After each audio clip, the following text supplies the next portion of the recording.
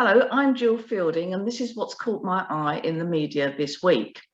In the week that we were finally allowed outdoors to have a drink or a coffee with a socially distanced friend, there's been a heated debate as to what is outdoors and is outdoors really outdoors? So first of all, we know that there have been 840 licences in just 10 councils around the UK granted for businesses to use pavements, parking areas and so on as part of their establishment.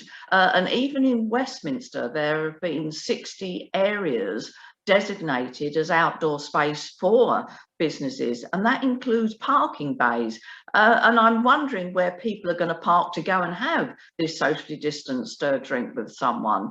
But as well as all of those legitimate outdoor spaces, some businesses have been very creative in providing an outdoor space that's actually got a roof on it, has got a couple of walls on it, and actually is very close to being an indoor structure. And sadly, one business owner came a cropper this week and he had built a £50,000 chalet which he thought was in accordance with the outdoors guidelines, and it turns out that the local council decided it wasn't. So that's not outdoors in that particular case. But as well as all the licenses and the gazebos and marquees and structures that have been established, there's been lots of businesses that already had outdoor space like land or large parking areas, for example, that have created their whole business outside. So maybe that's something we're going to have to get used to, and learning the difference between what's outside and what's inside, because it doesn't appear to be completely clear to everybody.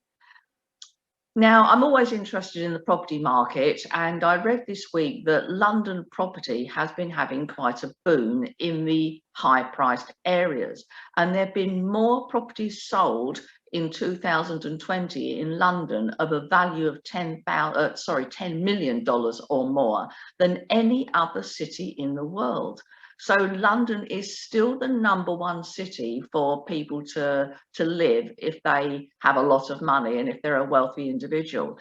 And not only is that figure quite staggering in itself, it's actually an increase in the number of $10 million properties sold in London the year before, 2019, and compares in comparison, for example, to New York, where the number of high value transactions fell by nearly a third in 2020.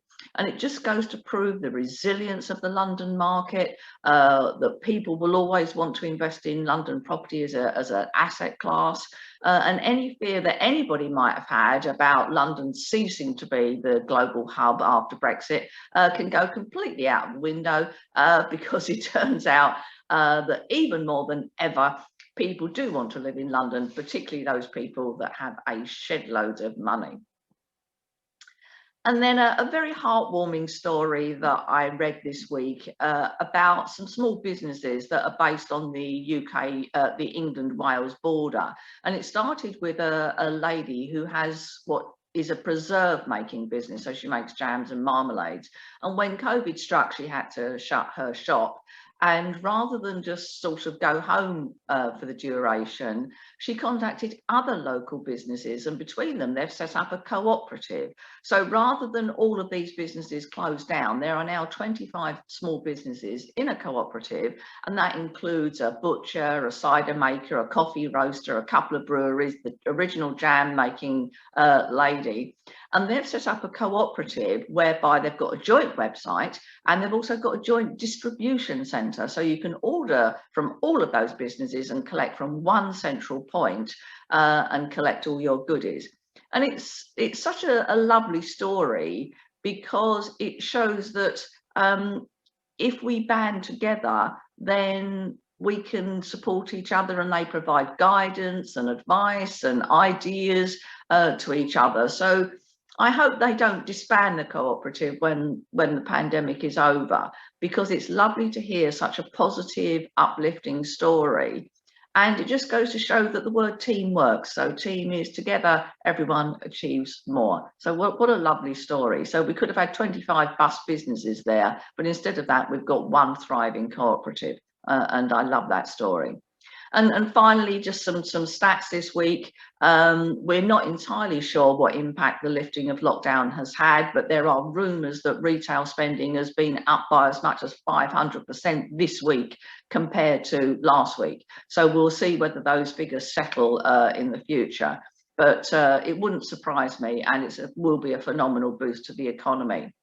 We know that UK exports to the EU have bounced back in the last month over the previous month, so any fears there probably are going away. And finally, we've discovered that Newquay is the #1 property hotspot in the UK. Now, who knew? Good old Newquay.